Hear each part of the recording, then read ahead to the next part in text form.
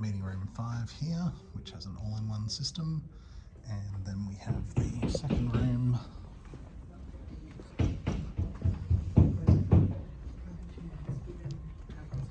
meeting room 4, slightly bigger screen, very similar system. Got this triple room set to all on currently, meeting room 2, 1 and 3. So currently all of those displays are a copy of the main room, which is that controller for that screen, in-ceiling speakers and microphones all around the room, and separate controllers for the other individual systems.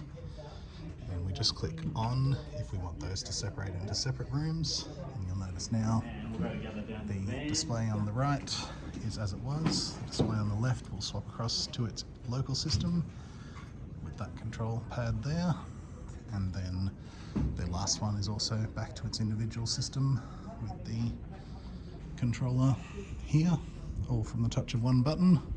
That system is connected to that slightly older microphone there in the ceiling, and then these are the two expansion mics for the main system after the dividing walls.